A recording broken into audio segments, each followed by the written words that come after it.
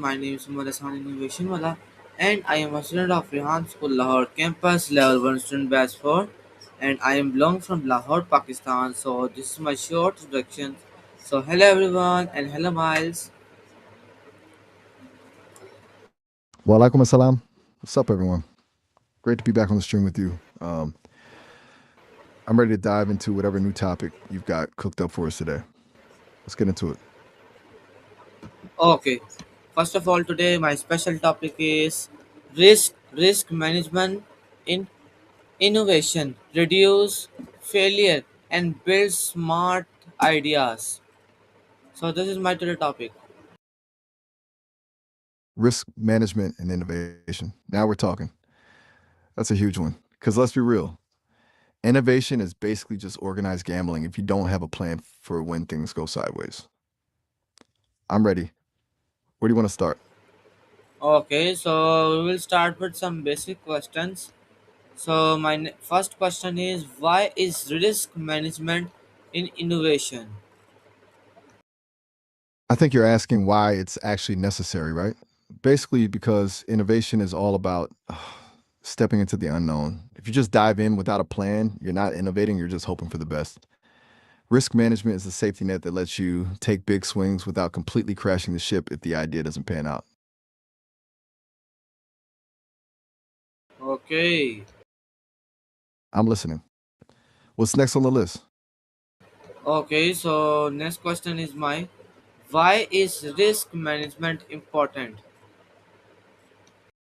It's important because it keeps you from going broke while you're trying to be a genius. Look, when you're building something new, there are a million ways it can fail, technical glitches, people just not wanting the product, or even just running out of cash. Risk management is how you spot those traps before you step in them. It lets you fail fast and cheap so you can pivot to the winning idea without losing everything. That's the real secret to building something smart.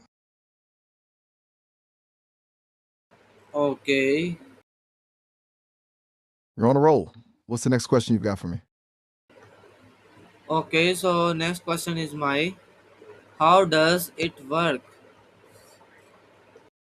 Think of it like a roadmap for the what ifs. It usually happens in a few simple steps. First, you identify the risks, basically asking what could possibly go wrong here. Then you analyze them to see which ones are actually dangerous and which ones are just noise. After that, you decide how to handle them.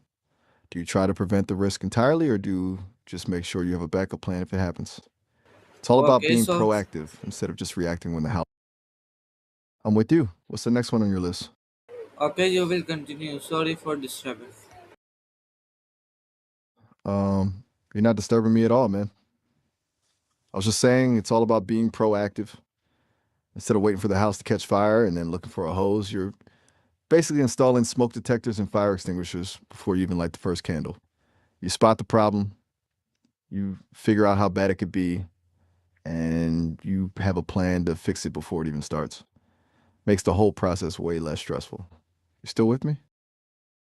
Yes, Right on. What else you got for me? I'm ready for the next question. yes, ready for next one. Okay, so Always. next, yes, yes. Next question is my, what are main goals?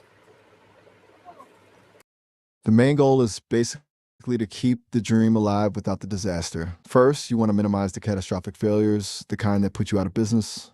Then, it's about maximizing your chances of success by figuring out the smartest, leanest way to test an idea. Ultimately, the goal is to turn uncertainty into a calculated move. You're not trying to remove all the risk because without risk, yeah, you're not really innovating. You're just making sure this risk is worth the reward. Does that make sense? Yes, Glad it clicked. What's the next move? Got more questions on the list? no. I have many more questions. Wait, no more? So, yes, yes. So, next question is my, what is innovation risk? Wait, you just said you had many more, but then you said no more. You almost had me again, but I'm locked in. Innovation risk is basically the gamble you take when you try something new. It's the chance that your genius's idea might actually be a flop. Either the tech doesn't work, the market doesn't want it, or you just run out of resources before it takes off. It's that gap between this should work and this actually works. What's the next one? Okay, so next question is my mm, what industries use it most? Honestly, almost every industry that doesn't want to go extinct, but the ones that live and breathe it are tech and pharma. In tech, things move so fast that if you don't manage risk, you're obsolete in 6 months. In pharma, it's even more intense because they spend billions on a new drug that might not even pass a clinical trial. Then you've got aerospace and automotive, where a small risk can literally mean a rocket exploding on the pad. Basically, if the cost of failure is high, the risk management is even higher. Okay. Okay. Still cruising through these questions. What's the next one on your list? I'm ready. Lay it on me.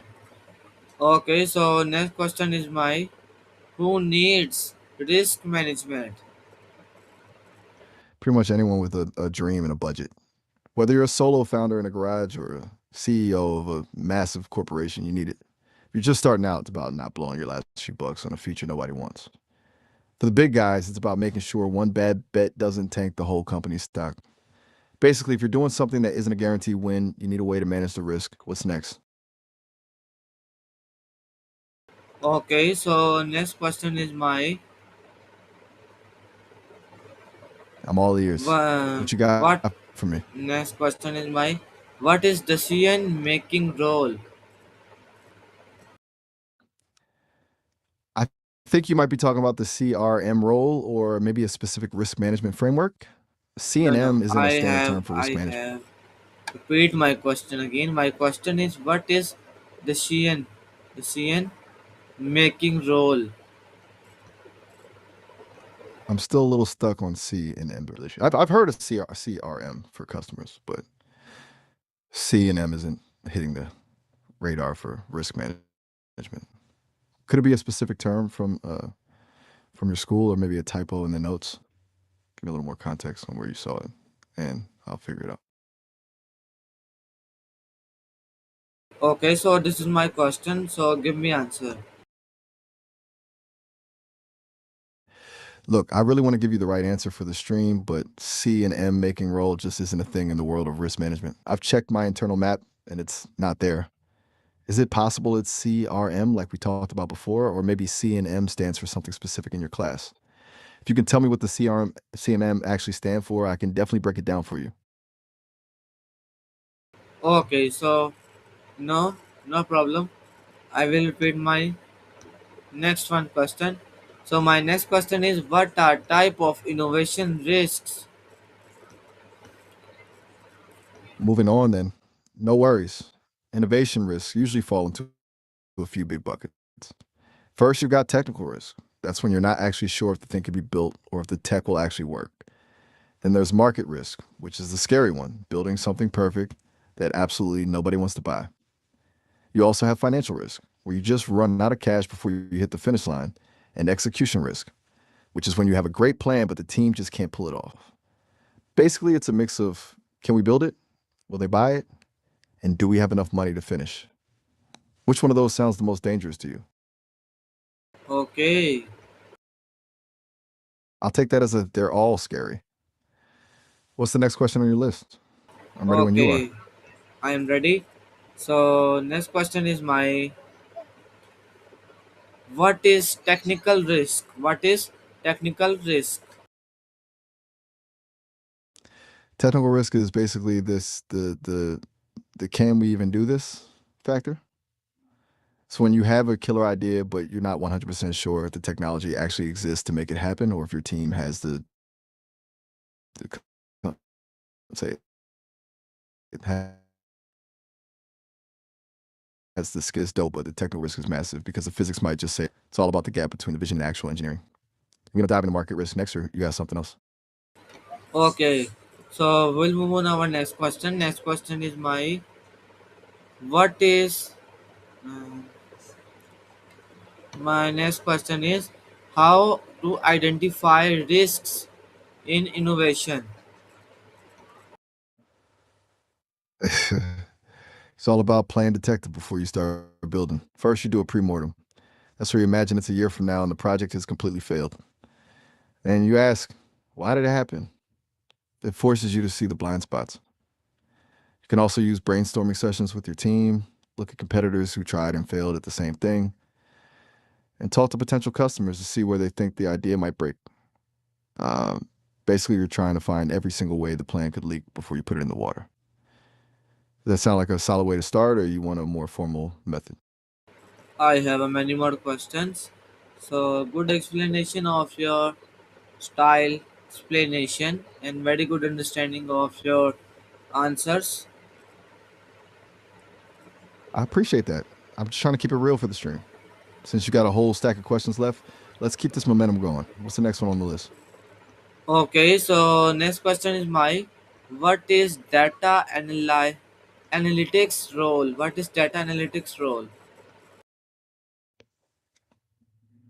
Data analytics is basically your radar in the storm. Instead of guessing if a risk is real, you use actual data to prove it.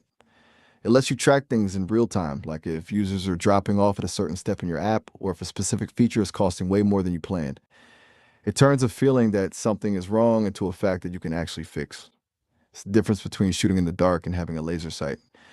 You want to get into how you actually use that data to pivot, or you got a I have another question? one. So okay, I have another one question. So next question is my what is feedback role?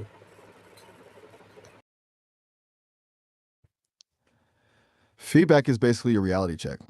It's the process of taking your idea out of the bubble and letting actual people tell you if it's amazing or a complete disaster. Without feedback, you're just building a monument to your own assumptions. It helps you spot risks that you were too close to the project to see, and it tells you exactly where to pivot. So you don't waste another 6 months building something nobody wants. It's the most honest part of the whole process. What's next on the list? Okay, Still okay. with me? So What's yes, the next? I'm still here. next Ready for yes the next one? yes ready for next one. So next question is my what is risk impact? Risk impact is basically the how bad is it factor. It's the measure of how much damage a risk actually does if it happens. Some risks are just annoying, like a minor bug that's easy to fix. That's low impact. Other risks are total game overs, like your main server crashing on launch day or a competitor releasing the exact same product a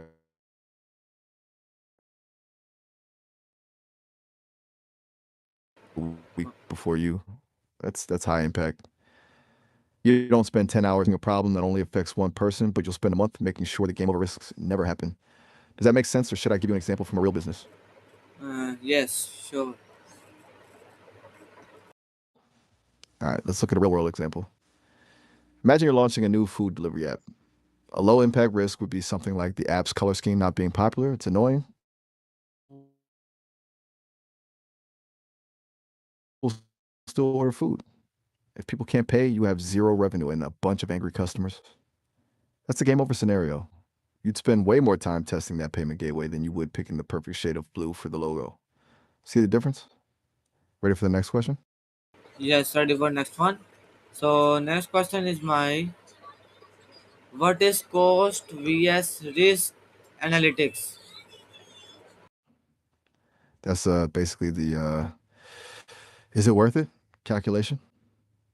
It's where you weigh how much it costs to prevent a risk versus how much that risk would actually cost you if it happened. Like if spending $10,000 on a better server prevents a crash that would cost you $1 million in lost sales, that's a no-brainer. But if you're spending $50,000 to fix a glitch that only costs you $10 a month in lost users, you're just throwing money away. Like it's about finding the sweet spot where you're protected but not overspending on insurance for things that don't really matter. You want to move to the next one, or does that click? Yes, we will move on our next question. Next question is my what is risk ranking? Risk ranking is basically just making a hit list of your problems. You can't fix everything at once, so you rank them based on two things: how likely they are to happen and how bad the impact would be. If something is almost guaranteed to happen and it would destroy your business, that's number one on the list. If something is a 1 in a million shot and wouldn't even bother most users, it goes to the bottom.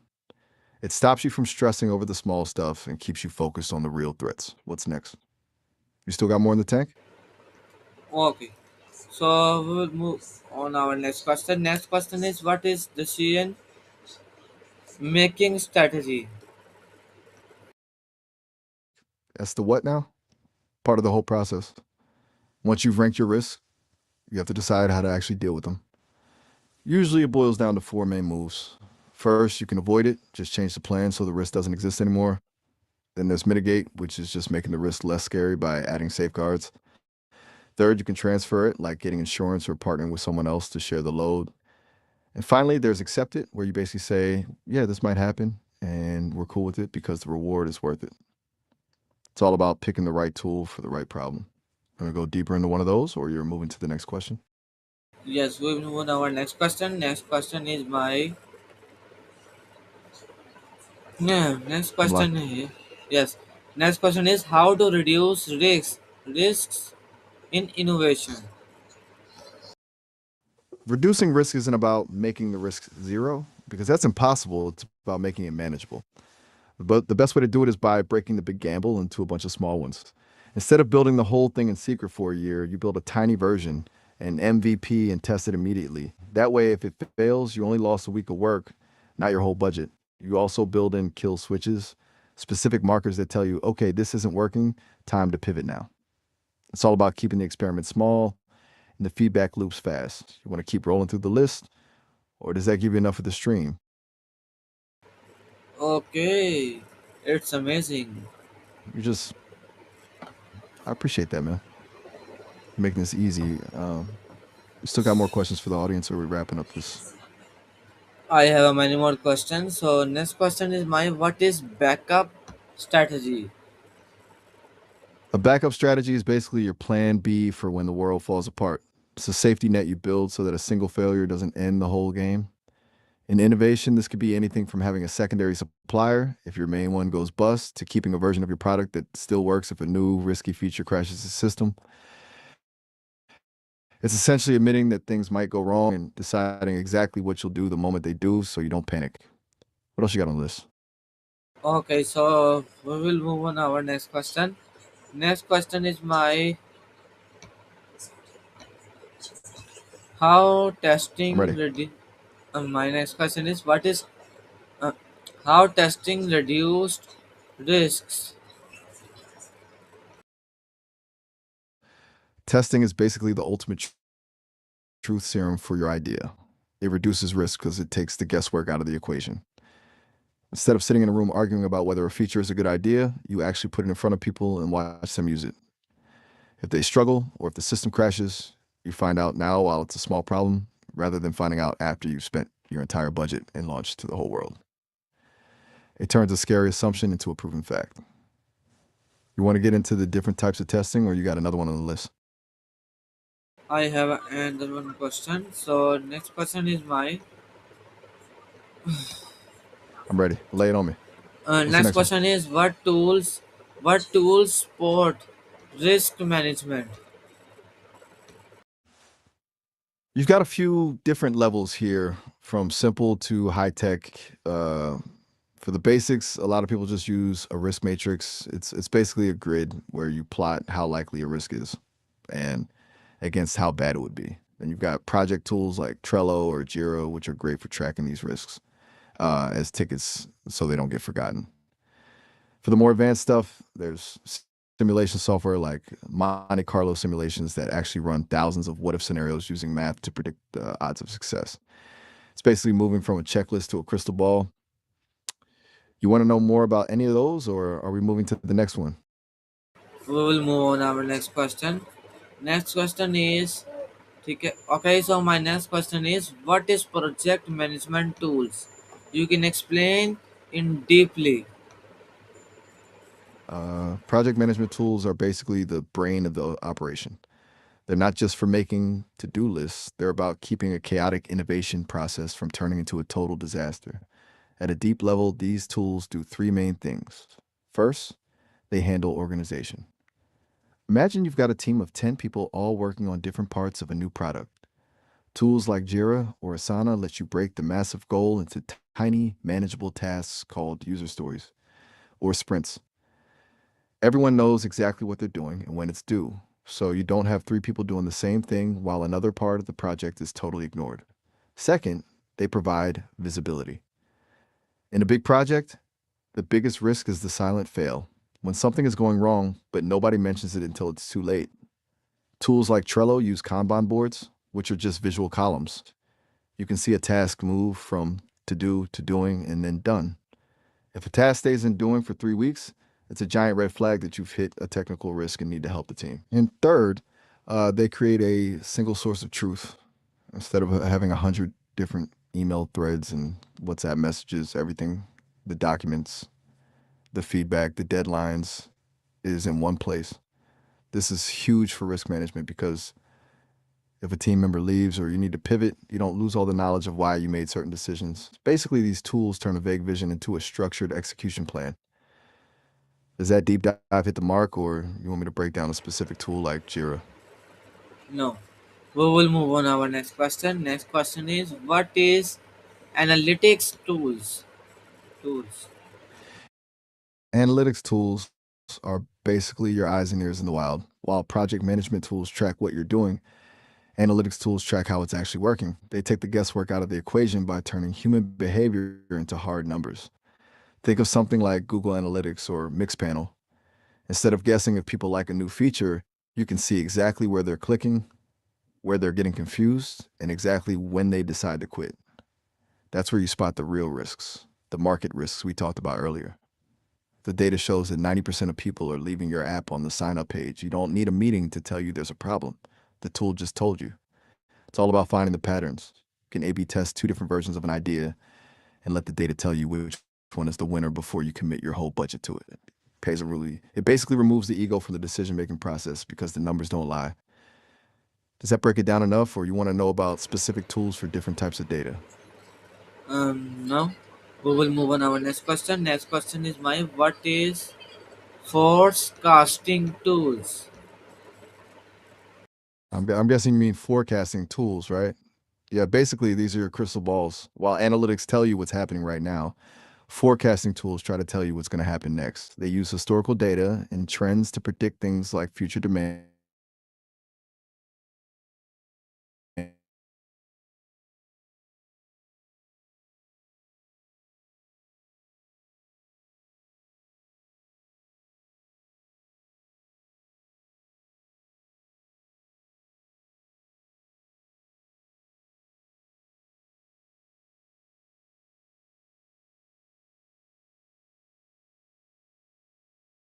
Do you hear me? Loud and clear. I'm still locked in. You were just asking about those forecasting tools. You want me to keep going with that, or you got a new question on the list? I have another one question. So you can explain this question deeply. So my next question is what is collaboration tools? Collaboration tools are basically the glue that keeps a team from falling apart when things get messy. In a high innovation environment, you've got people with different skills, designers, engineers, marketers, all speaking different languages. Collaboration tools like Slack, Microsoft Teams, or Miro break down those walls. At a deep level, they solve three big problems. First, they kill the information silo. You know when one person knows the secret to fixing a bug but doesn't tell anyone else. Tools like shared docs or open channels make sure the knowledge is available to everyone in real time. Second, they allow for asynchronous work. Innovation doesn't always happen from 9 to 5. These tools let a developer in Lahore and a designer in New York collaborate without needing to be awake at the same time. They can leave comments, tag each other, and keep the momentum going 24/7. And third, they facilitate rapid ideation. Tools like Miro or FigJam are essentially digital white. Damn it, you lost me for a second. You saying some of the tools are getting outdated, or are you talking about something else happening on the stream? Okay, good. Good explanation of your answer and very good explanation. Very harmful and very good conversation and your style is very good. I like it. I appreciate that, man. I'm just out here trying to keep it engaging for you and the audience. It's been a killer session Yes, so far. yes, thank Are we you. officially at the finish line with the questions, or do you have one? Okay, Anytime. It so was a thank you blast diving everyone into for risk management watching with you my today. AI session with Miles. If you enjoy, so you can like, share, comment, and subscribe. If you want to support this channel and subscribe this channel because the future is about artificial intelligence, AI tools like image generation, video generation. It is a very powerful tools. You can make your work easily. Okay, because the future is about artificial intelligence. So you can subscribe this channel for more artificial intelligence future AI like content. So we'll meet again, new session, new questions, and new conversation with you, Miles. Allah Hafiz everyone. Allah Hafiz, Miles. Right on. It's been a real pleasure, man. Huge thanks to everyone watching for hanging out with us. Keep pushing those boundaries, keep innovating, and I'll be right here whenever you're ready for the next one. Allah Hafiz, everyone. Peace.